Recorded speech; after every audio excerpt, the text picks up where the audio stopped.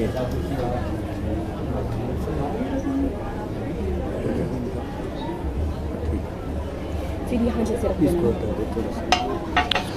Times TV देख रहे सभी दर्शकों का स्वागत है। आज हम आपको ऐसे शख्स से मिलाने वाले हैं जिन्होंने देश के मुद्दे, हम अगर आपको बात करें, ज्वलंत जो मुद्दे होते हैं उनको लेकर हमेशा अपने विचार सबके सामने रखे हैं और जाने माने यूट्यूबर हम इनको कह सकते हैं। तो रेबल सदानंद पति आज शिमला यहाँ पर पहुँचे हैं और उनसे हम खूब सारी बातचीत करेंगे। जो देश में जो मुद्दे चल रहे हैं और खासतौर पर हिमाचल प्रदेश में आए हैं, इनका क्या कारण है, वो सारी जानकारी हम आपको देंगे। चलिए आपको मिलाते हैं उस शख्स से, इस शख्सियत से। सर, लाइव टाइम्स टीवी में आपका स्वागत है। सर जय हिंद, जय भारत। मैं रेबल सदानंद पति। चौहान साहब, पहले तो आपका धन्यवाद।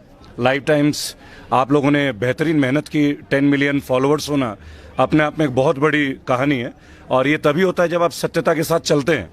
और पक्ष विपक्ष से एक दूसरी बात है, पर देवभूमि में आके बहुत अच्छा महसूस कर रहा हूँ और पहले भी आता रहा हूँ लगातार। और अब एक मिशन पे है ही हम लोग पिछले 9 साल से, आप देख ही रहे। तो आगाज सारी राज्यों में, अब हमारी टीम यहाँ उतर रही है देवभूमि में।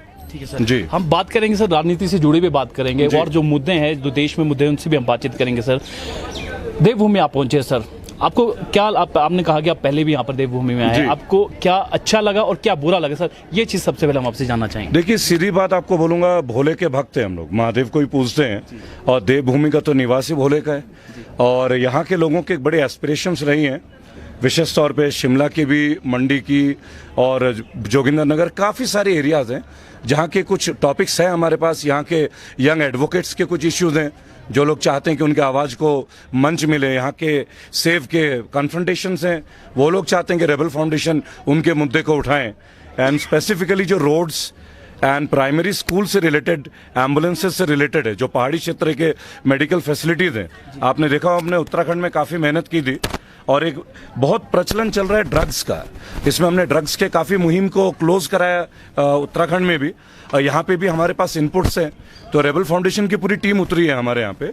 मोस्ट प्रॉब्ली हम लोग यहाँ पे लगभग 4,500 वॉलंटियर्स उतारेंगे और ऑब्वियसली इलेक्शन में भी एक बहुत इंपॉर्टेंट रोल प्ले करेंगे, क्योंकि कोई भी चीज़ का परिवर्तन मेन स्ट्रीम में आके होता है। तो हम लोग पॉलिटिक्स में तो नहीं जाएंगे, बट इस पूरे पॉलिटिकल सिस्टम को स्विच करने में पिछले 9 साल में मेरे ख्याल से रेबल फाउंडेशन ने अपने हिस्से की एक जिम्मेदारी निभाई है हम लोगों ने। जी, आपने कहा कि सर नशे की बात की, आप पूरे देश में घूमते हैं, हिमाचल प्रदेश में भी अब इस पाँव परसाने यहाँ पर लगा है, कितना घातक हो सकता है सर ये सारी चीज़ें अगर आप बात करें? देखिए, बहुत डिजास्टर है। मोस्ट ऑफ द जो यूनिवर्सिटीज़ हैं उसके आसपास के दायरे में ये लगातार चल रहा है और ये इनपुट्स आज सभी के पास है। हमने जब इस चीज़ को उत्तराखंड में किया तो हमें बहुत सपोर्ट मिला, हमने लाइव दिखा दिया था। देखिए, हमारे जितने भी प्रेजेंटेशन है हम सीधा प्रसारण करते हैं, हम लोग रिकॉर्डेड वीडियोस नहीं करते हैं। और कम से कम 22-23 लोगों को एनडीपीएस में जेल भी भेजा गया। अभी मैं दिल्ली में भी एक ड्रग्स के मुहिम को कंप्लीट करके आया हूँ, वो भी कनॉट प्लेस में, जो कि हार्ट ऑफ दिल्ली है। वहाँ भी लगभग 20 लोगों को एनडीपीएस में बुक किया गया है। तो ये हमारा प्राइमरी कंसर्न ये नहीं रहता कि हम किसी को बुक करें, हमारा प्राइमरी कंसर्न रहता है कि कॉलेज कैंपस के, स्कूल कैंपस के जो बच्चे हैं, अगर हम उनको अभी से इसका आदी होने दें और हम ये जान रहे हैं कि यहाँ पे वो चीज़ बेची जा रही है, तो कहीं ना कहीं सिस्टम में फेलियर है। अगर सिस्टम में फेलियर है तो उस फेलियर को दूर करने में भी हमारा एक इनपुट एज ए कैटलिस्ट हम लोग वर्क कर सकते हैं। अगर सिस्टम नहीं काम करेगा तो सिस्टम से कैसे काम कराना है वो भी हमें आता है। सर, किस तरह से काम करना है? देखिए, हम लोग इन्वेस्टिगेटिव जर्नलिस्ट हैं, हमारा काम है। इतने सारे जर्नलिस्ट खनन के लिए अपने जीवन का बलिदान कर चुके हैं। 23 मुकदमे चल रहे हैं, उन्होंने अपनी हिम्मत तो हारी नहीं। जस्टिस सीवी रमन्ना साहब ने ओपनली बोला कि इंडिया में इसलिए इन्वेस्टिगेटिव जर्नलिस्ट नहीं रह पा रहे हैं क्योंकि गवर्नमेंट जो पूरी एडिशन है वो उनको सपोर्ट नहीं कर रही है। तो कहीं ना कहीं ये फील हमें बहुत स्ट्रांग लगा कि सुप्रीम कोर्ट के सीजीआई ने हमारे लिए इतनी बड़ी बात बोला, इट काउंट्स, ये मायने रखता है। तो इसका मतलब वो कहीं ना कहीं खोजी पत्रकारिता या इन्वेस्टिगेटिव जर्नलिज्म के लिए हम सब के लिए एक राह देख रहे हैं वो लोग। तो हमें भी तो वो राह मजबूत करना है। और अगर आप समझते कि देवभूमि के अंदर ही ये चीज हो और आप उसे देख के नजरअंदाज करें तो आप अपनी जिम्मेदारियों से भाग रहे हैं। अभी पॉलिथीन का देख लीजिए, सिंगल यूज पॉलिथीन बैन है, लेकिन मैं आपको वो भी दिखा दूंगा। तो बड़े जो लोग हैं ना, बिग फिश, हम उसको उतारते हैं क्योंकि छोटे तो सब है ही। असली मजा तो बड़े फिशों को उतारने में है ना। तो रेबल फाउंडेशन मगरमच्छों के ऊपर लड़ता है, हम छोटी मछलियों पर हाथ नहीं डालते। इनकी जहाँ से शुरुआत होती है जी, सर जी। चीज़ से। चलो सर, पॉलिटिकल अगर बात करें, राजनीति की अगर बात करें, हिमाचल प्रदेश की राजनीति से आप वाकिफ भी हैं जी। अन्य राज्यों के मुकाबले यहाँ का क्या माहौल लगता है? क्योंकि अभी चुनावी वर्ष भी है यहाँ पर सब जानने की, क्योंकि चुनावी वर्ष भी है, बड़े बड़े वादे, चाहे वो भाजपा है, चाहे कांग्रेस है, आम आदमी पार्टी यहाँ पर आ चुकी है, बड़े बड़े वादे जनता से किए जा रहे हैं, आम लोगों से किए जा रहे हैं। किस तरह से देखते हैं? देखिए, मैं एक बात बोलूंगा, मैं देश की राजनीतिक पटल में सभी से मिलता हूं। अभी आपने बिहार का देख ही लिया, और नीतीश जी भी तो 2.5 साल से थे ही, बहुत कुछ कर सकते थे, लेकिन बिहार से, पटना से ट्रेन भर के मजदूर रोज दिल्ली क्यों आते हैं? आप समझ रहे हैं ना, सरकार में ही तो थे। सेम चीज महाराष्ट्र में, सेम चीज बंगाल में, हम लोग देख रहे हैं इस चीज को। लेकिन सिस्टम को परिवर्तित करने के लिए जो हमें लगता है ना, रेबल फाउंडेशन एक सोच रखता है कि बिलो 50 ईयर्स के लोग पार्लियामेंट में आए, और वो तभी होगा जब हम इन लोगों को किनारे लगाएं। तो एक तरह से जागृत करना भी बहुत जरूरी है, जागरूक करना भी जरूरी है। और ये होगा कैसे? मिशन 2023 में हमारा एक छोटा सा टारगेट है, 2023, 2024, 22 तो चल ही रहा है। देश के 150 नेताओं के प्रॉपर्टीज की डिटेल में आप लोगों के सामने ओपन कर दूंगा, जिनकी प्रॉपर्टी इंडिया में, कनाडा में, न्यूजीलैंड में, इसमें भाजपा के भी हैं, कांग्रेस के भी हैं, सपा के भी हैं, सभी हैं। तो जिन लोगों को लगता है ना कि इतने दिन हम ममता के साथ रहे, या कभी तेजस्वी के साथ रहे, या कभी केजरीवाल जी के साथ रहे, सभी अपने अच्छे जानकार हैं, मुझे अपने मित्र भी मानते हैं, मैं क्लियर बोलूंगा। लेकिन हम क्यों किसके साथ रहिए हम लोग जानते हैं, राइट? तो जो काम सेंट्रल गवर्नमेंट नहीं कर पाई ना, जो ईडी और सीबीआई नहीं कर पाई, वो हम दिवाली में आपको बूम दे देंगे, बूम, 150 लोगों का। और जो हमने बोला वो हमने क्लियर किया। देखिए, महेश शर्मा का कैबिनेट पद हमने लिया है, 8 अस्पताल है उनके, कैलाश ग्रुप ऑफ अस्पताल, राइट, ऑल ओवर इंडिया, लेकिन हमने उनका पद लिया है। क्यों? उन्होंने सांसद तौर पे जिस गांव को गोद लिया था, उसमें उन्होंने कोई काम नहीं किया। उनका सांसद निधि का फंड उनके अकाउंट में पड़ा रहा। That is our fight. If government is giving you the money, आप उसे खर्च क्यों नहीं कर रहे हैं? और अगर आप खर्च कर रहे हैं तो ब्यौरा मुझे भी चाहिए, हर एक व्यक्ति को चाहिए। We are a voter, simple सी बात है। तो मुझे एक बात लगा, देखिए, एक किसी को समझने के लिए ना विपक्ष को भी जानना जरूरी है। तो हमने सबके साथ अच्छा टाइम बिताया पिछले 2-3 साल में। हम यूथ का एक टारगेट था 2024 का, और वो टारगेट हम दिखा देंगे। देखिए, 18 करोड़ लोग हमने भारत में जोड़े हैं। बहुत सारे लोग हमें बोलते हैं इतने सारे मुकदमे, 23 मुकदमे मेरे ऊपर, राइट, लेकिन किसी मुकदमे में मेरे पे सजा नहीं हुई आज तक। क्यों नहीं होती सजा? वो चाहते हम लोग काम ना करें, पर हम जो काम करना चाहते हैं ना, वो कर रहे हैं। और ताजा उदाहरण मैं आपको बता दूंगा, यहाँ के सेब की खेती का बता दूंगा, बद्दी के फार्मास्यूटिकल कंपनी का लैंड अलॉटमेंट किस कंपनी को दिया गया, नियमों को ताक रख के, और वो कौन से नेता के भतीजे के ससुर हैं, हम बहुत सारी चीजें क्लियर करेंगे। तो आ गए देवभूमि, तो देवभूमि ने हमें बहुत कुछ दिया, अब हमारी बारी है देवभूमि को देने का। It's our time to get return. 150 लोगों की आपने सूची बोली थी जो नेता हैं, 150 में से क्या हिमाचल प्रदेश के कुछ ऐसे नेता हैं उनके जो बम फूट सकता है? 17। कितने सर? 17 लोग हैं। 17 लोग। उनमें से एक स्कूल का भी प्रोजेक्ट है, मैं बताऊं, जो कि मंडी के पास एक छोटी बच्चों का स्कूल है। उस स्कूल को मॉल में कन्वर्ट किया जा रहा है, और उस स्कूल की छोटी छोटी बच्चियों ने, नेगी जी भी जानते होंगे, वो सुप्रीम कोर्ट तक जा चुके हैं। तो उनकी मुहिम को अब मैं स्पीयरहेड करने जा रहा हूं। उसे मुझे आप लोगों की सहायता भी चाहिए होगी कि छोटे बच्चों की स्कूल को आप मॉल के तौर पे कैसे अलॉट कर रहे हैं। आंसर तो देना पड़ेगा। और मैं आपको तकरीबन 13 ऐसे प्रोजेक्ट दे दूंगा जिसका बजट पास हो गया, जिसका फाइनेंस रिलीज हो गया, लेकिन जिसका काम नहीं हुआ। केवल बोर्डे तो पैसे खर्च कहां हुए, उसमें कांग्रेस के भी हैं, ये भी बता दूं आपको। हाँ, तो इस बार किसी को डिस्काउंट नहीं है। यानी कि राजनेता है जितने भी अपनी जेबें भरे। सर अच्छा, आपने सेब की भी बात की। आजकल जो है शिमला की अगर बात करें तो आंदोलन जो यहाँ पर किसान कर रहे हैं सेब के ऊपर है, चाहे देखिए सेब के साथ साथ और भी फसलें, हम उनको इग्नोर नहीं कर सकते हैं, सड़कों पर है। उनका ये कहना है कि उनके साथ शोषण हो रहा है, जब भी पैकिंग के जो सामान है वो उनको महंगे हो रहे हैं, हर चीज़ यहाँ पर महंगी हो रही है। और अदानी को बात करें कि अदानी के लिए खोल दिया है सेब के लिए, तो इसमें किसान पीस रहा है। इनके जब अदानी ने अपने रेट खुले तो उस दिन 400-800 रुपए जो है मार्केट डाउन की। देखिए, मैं एक बात आपको बोलूंगा, अगर आप 2 साल पहले किसान आंदोलन की अनुभूति को देखें, मेरे टीम के लोग भी शहीद हुए, हम भी वहां से जेल गए कई बार। हमने वहां बोला था नो फार्मर नो फूड। ये सिंपल सा लाइन है। हम चाहे कपड़े पहन लें, जीन्स पहन लें, प्यूमा के जूते पहन लें, पर हमारी जड़ें तो खेती से निकलेंगी ना। मेरे पिताजी शहर में तो पैदा नहीं हुए थे, हम लोग आजाद हिंद फौज के वंशज हैं, नेताजी सुभाष चंद्र बोस के। तो हमने एक बात देखा था किसान आंदोलन में, जब इंटरनेट बंद कर दिया गया तो हमने एक बात बोला था, अगर ये सरकारी नेट होता तो बंद नहीं होता, प्राइवेट नेट है तो आप बंद कर रहे हो। ठीक उसी तरह अगर कल को गोभी उठा ली जाए और आपका मन करे कि गोभी खाना है और अदानी जी की इच्छा हुई कि नहीं गोभी जो है मैं ऑस्ट्रेलिया में बेचूंगा, तो आप कहां से खाएंगे? जब 94,000 से ज्यादा एफसीआई के गोदाम मौजूद हैं, हमें जरूरत थी किसी को फूड अलॉटमेंट करने की?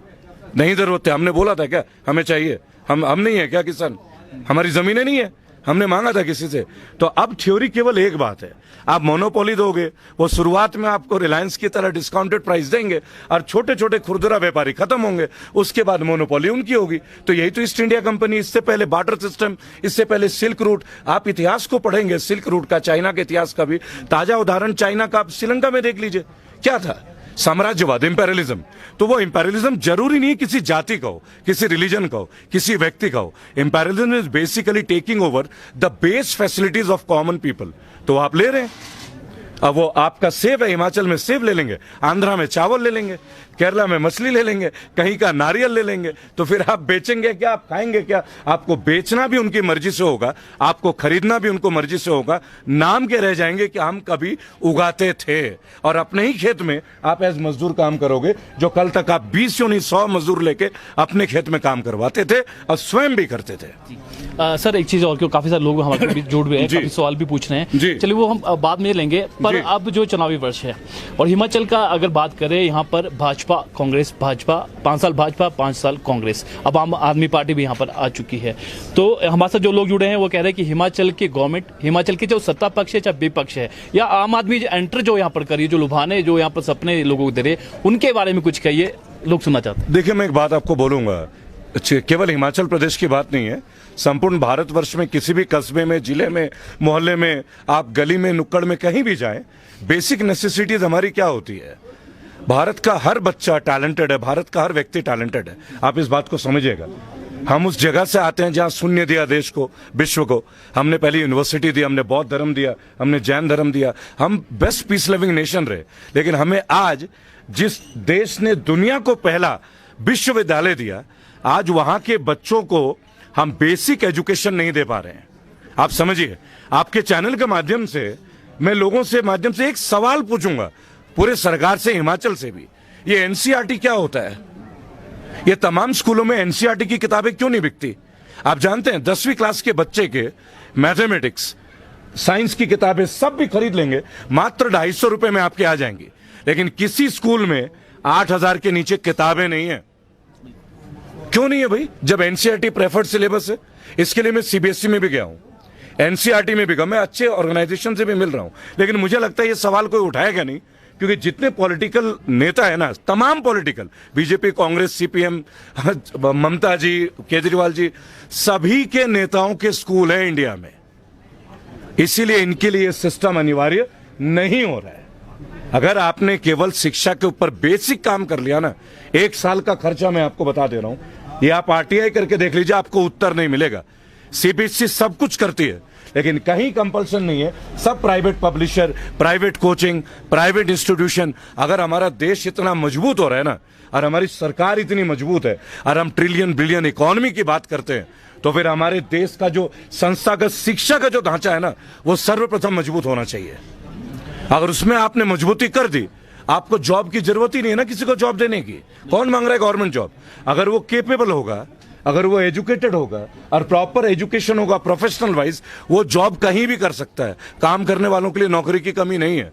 लेकिन आप आईटीआई इंस्टीट्यूट्स का आप वेरिफिकेशन करके देखिए, जो बच्चे वहां से करके निकलते हैं बीटेक करके भी, उन्हें 6 साल घिसना पड़ता है बराबर। उसके बाद otherwise they go for a call centre job, otherwise they go for something else, right. तो हमें बेसिक चीज पे काम करना है। तो जो पार्टी इस बेसिक मुद्दे पे काम करेगी, लोग स्विच करेंगे। और जो देखिए, जो जेंडर के लिए कुछ करेगा, फ्री किसी को नहीं चाहिए। फ्री, आप यही सवाल मेरे से भी पूछते हैं बराबर, फ्री किसी को नहीं चाहिए। तो मेरा देश का एमएलए एमपी भिखारी है क्या?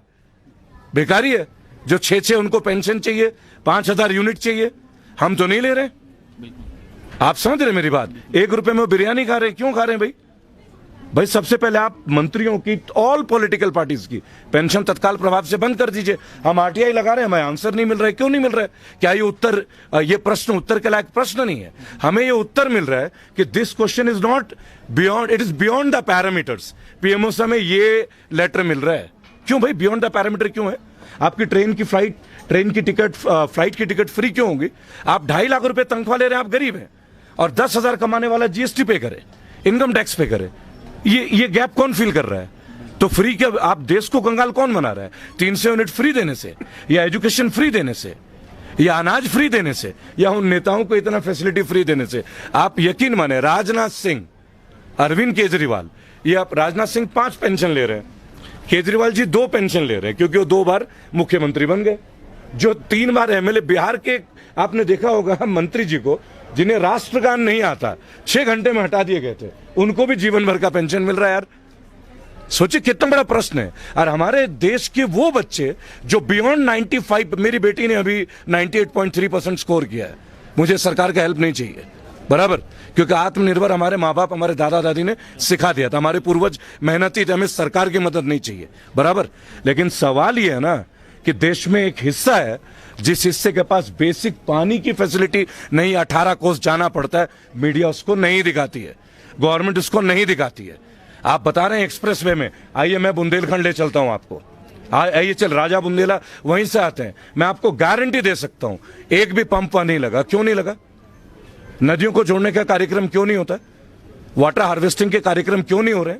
अगर आप आज बोल रहे हैं कि आप पेट्रोल की गाड़ी, डीजल की गाड़ी 10-15 साल में बंद करेंगे, आपको क्या करना है? इलेक्ट्रिक चार्ज करना है। आप जानते हैं एक गाड़ी को इलेक्ट्रिक चार्ज करने के लिए कितना यूनिट लगता है? और बिजली को पैदा करने के लिए कितना कोल चाहिए? कोल आप पैदा कर सकते हैं क्या? ये रिन्यूएबल रिसोर्सेज में आते हैं क्या? जवाब नहीं है। क्यों? उनको एक सेल आउटपुट, एक पैसा चाहिए, जो पैसा पार्टी फंड के लिए जनरेट होना चाहिए, और ये तमाम पार्टीज राज्य लेवल पे भी कर रही है, लेकिन कहीं कंसर्न एक कॉमन सिविलियन का नहीं है। तो मुझे लगता है कि 2022, 23 और 24 एक बहुत बड़ा आगाज का केंद्र बनेगा, जहां केवल पोस्टरों में डेवलपमेंट, जैसा भी यहां मैंने देखा, हिमाचल मांगे केजरीवाल, लिखने से तो नहीं होगा ना, या हिमाचल मांगे मोदी, या हिमाचल बुलाए कांग्रेस, ये बोलने से तो नहीं होगा ना। आपके आइडियोलॉजीज जनता को दे दीजिए ना एक बार, हम भी परख लेते हैं। भाई ज्यादा तो नहीं, 18-19 करोड़ लोग हमने भी जोड़े हैं अपने फाउंडेशन के साथ, इतने तो हमने जोड़े हैं। एक बार हम भी सर्वे दिखा देते हैं आपको जमीनी स्तर पे, आइए ना, हमसे फेस कीजिए। आइए, इकोनॉमिक पॉलिसीज, हमारी टीम में सब लोग हैं, आइए बैठ के बात करते हैं। निर्मला जी तो भाग जाती हैं, उन्होंने बोला था कि 1 से 1.5 लाख कमाने वाला मिडिल क्लास फैमिली होता है, यानी कि 18 लाख साल के कमाने वाले मिडिल क्लास, तो 10,000 रुपए सिक्योरिटी गार्ड कमाने वाला कौन से क्लास में आता है? आपको पता है विंग कमांडर की सैलरी क्या है? 1.5 लाख। एक एडीजे की सैलरी 1.65, 1,65,000। एक बहुत सिंपल लॉजिक है। तो क्या ये मिडिल क्लास में आते हैं? नहीं दोस्तों, ये क्रीमी लेयर में आते हैं। एक जज की सैलरी क्रीमी लेयर में आते हैं, एक विंग कमांडर की सैलरी क्रीमी लेयर में आते हैं। मेरे परिवार के सदस्य हैं क्रीमी लेयर, यानी उनको कभी आरक्षण के भी लेवल में नहीं आएंगे। लेकिन हमारे वित्त मंत्री जी का ये कहना है, तो ये गैप कौन फिल कर रहा है? और इस गैप को क्रिएट करने के बाद हमें अल्टीमेटली उस बकेट को झेलना है। तो सेब की बात कीजिए, पहाड़ी लहसुन की बात कीजिए, पहाड़ी हल्दी की बात कीजिए, पहाड़ों के ऊपर जो औषधीय पौधे और जो ठेके दिए गए जिस कंपनी को, और वो कंपनी कौन से विधायक के मामा के ससुर लगते हैं, वो हम आपको नवंबर के दिवाली में आपको बम दे देंगे, जिसमें से 17 आपको ये भी दिखा देंगे कि जो धारा 370 का एक्ट है ना, लैंड एक्विजिशन एक्ट, उस एक्ट को तोड़ के किन किन लोगों को दिया गया। ये हम जैसे जर्नलिस्ट करते हैं, तब जाके 22 मुकदमे होते हैं। हमारे कई साथी जेल में, वो जेल में क्यों है? आईपीएस संजीव भट्ट जेल में क्यों है? देशमुख से वीर कोई आईपीएस होंगे? क्या कर दिया? उनके दोनों बच्चे फेलोशिप में स्कॉलरशिप पढ़ रहे हैं। श्वेता जी पे 3 बार अटैक हो गया, क्या गलत कर दिया? सही को सही बोलना गलत हो गया। अब आपको हिमाचल की जब आप बात कर रहे हैं ना, अभी तो हम लोग की यात्रा शुरू हुई है, अभी 30 दिन तक हम यात्रा पे रहेंगे। उसके बाद हर जिले का जो, जैसे ये रिज है जहां हम खड़े हैं, हर दीवार के जगह पे हम पोस्टर चिपकाने वाले हैं। अरे किसी नेता की हिम्मत है जो हमें चैलेंज कर दे? हम तो ओपन पब्लिक कर रहे हैं ना, हम तो जा ही नहीं रहे। नेशनल मीडिया तो आ रही है हमारे पास, हमें जाना ही नहीं है।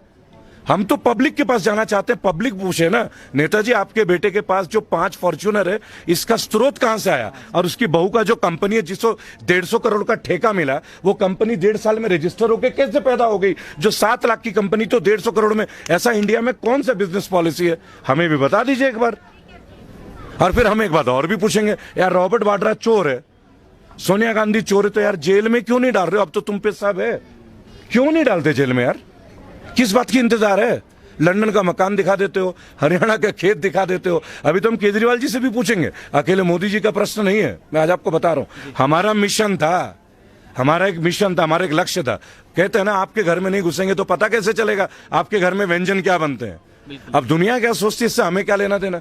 हम बताएंगे ना, स्पोर्ट्स अथॉरिटी ऑफ इंडिया में जिन पहलवानों का चल रहा है उसका प्रोसेस क्या है। नरसिंह यादव को आज तक मैदान में क्यों नहीं आने दिया जा रहा है? आखिरकार एक आदमी जो आज मर्डर के इंतजाम में, उसके नीचे इतने टोल टैक्स के ठेके कैसे आ गए? कौन वो नेता है कैबिनेट मिनिस्टर का? हम बताएंगे ना सब। दिवाली में बहुत अच्छा दिवाली, मतलब हर्बल दिवाली होने वाली है। इनके काफी व्यंजन यहाँ पर परोसने को देखने को मिलेंगे हिमाचल के नेताओं। जी जी जी, हिमाचल भी, पंजाब के भी, आम आदमी पार्टी के सरकार के भी, कांग्रेस की गवर्नमेंट के भी। हिमाचल में करेंगे क्या भारत? नहीं, हम देवभूमि से शुरू कर रहे हैं इसका। हाँ, उसका शेड्यूल बना हुआ था, इंक्लूडिंग ममता जी के एक मंत्री जी का भी बहुत अच्छा रिपोर्ट आया, वो भी आप लोगों के सामने पब्लिक करेंगे। दुनिया को पता चले हम चुन क्या रहे हैं। आज दुनिया को यह भी पता चलना चाहिए कि हमें चुनना किसको है। पहली बात, हम लोग देखिए, हम एक सिस्टम चाहते हैं। अपने गली मोहल्ले में जो लड़का काम करता है ना, क्यों ना विधायक उन्हें बनाया जाए। 50 लाख रुपए खर्च करके आप एडवर्टीजमेंट करके विधायक बना रहे हैं ना। मैं आपको चैलेंज कर रहा हूं, देखिए अभी तक 119 विधायक और एमपी रेबल फाउंडेशन ने बनाया है, ये मैं गर्व से कहता हूं। और अभी तक 2-3 मिनिस्टर्स की तो अच्छी कुर्सी खा ली है हमने। और इस बार जिनको बनाया और जो खा रहे हैं ना, उनकी पूरी संपत्ति प्रॉपर जांच करवा देंगे। हमारा मिशन था ये, तुम करो तो तुम्हें भी नहीं छोड़ेंगे, सगा भाई करेगा तो उसे भी नहीं छोड़ेंगे। लेकिन शुरुआत देवभूमि हिमाचल से, देवभूमि हिमाचल से होगी। सर चलो, आपने शुरुआत तो देवभूमि हिमाचल से यहाँ पर शुरू करने वाले हैं। हिमाचल के नेता भी आपने बोला कि चाहे कांग्रेस भाजपा कहीं से भी, वो यहाँ पर आने वाले हैं। कुछ हिंट सर, कुछ हिंट दे दीजिए। काफी सारे लोग हमारे जुड़े हैं अभी और बात चाहते हैं हिंट, क्योंकि जनता सर, जो आम जनता है वो ही निर्धारित करती है। चलिए मैं आपको एक छोटी सी बात बोलता हूँ। कीड़ा जड़ी के बारे में आप लोग जानते ही हैं, बराबर।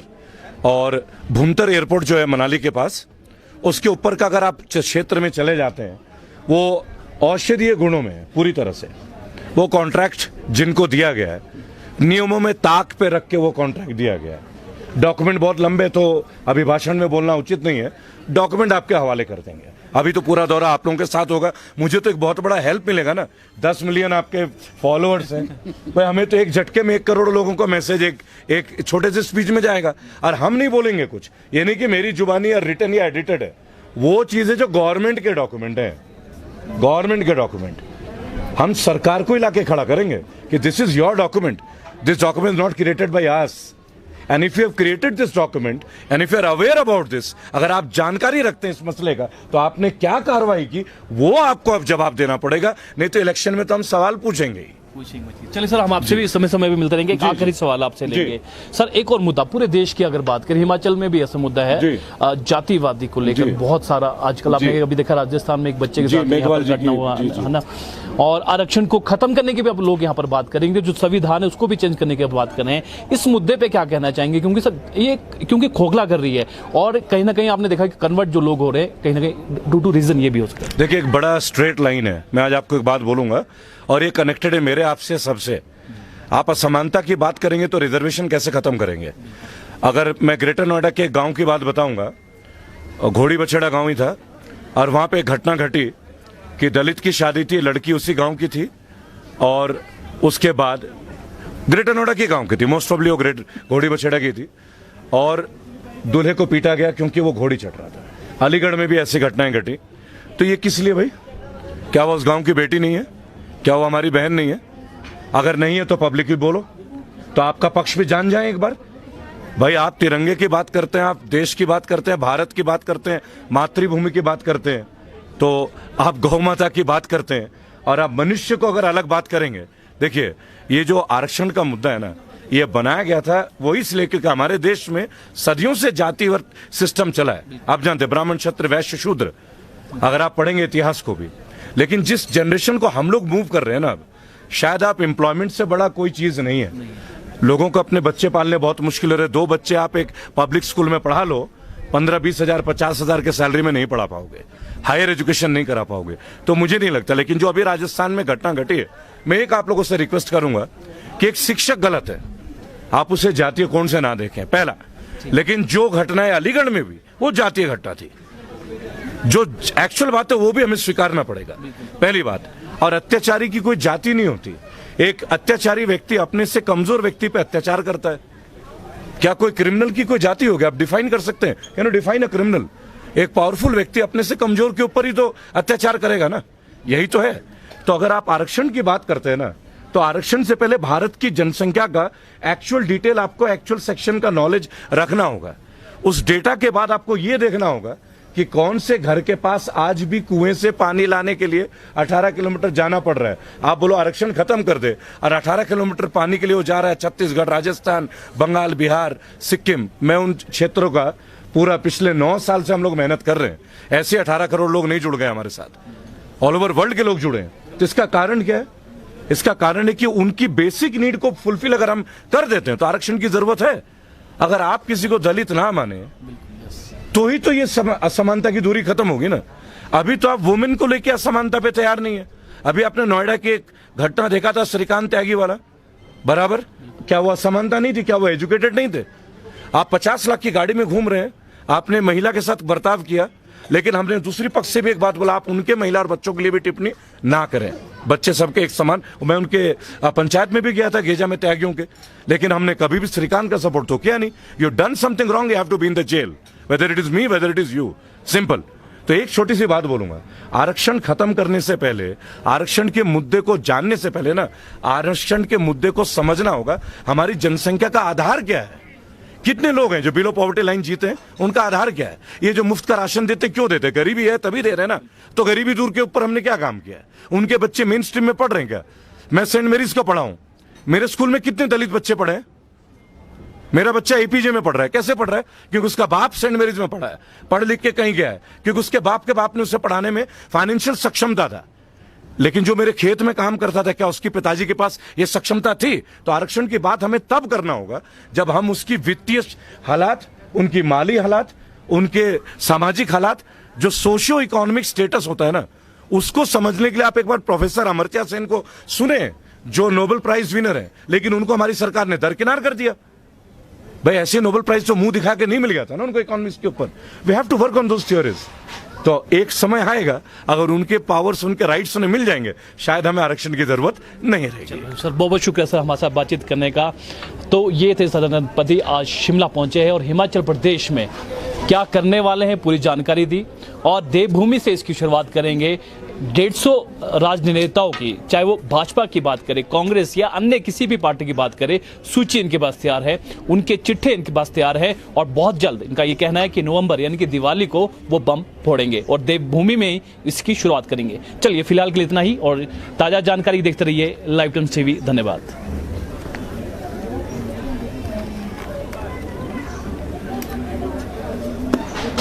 बहुत मेहनत किया आप लोगों ने।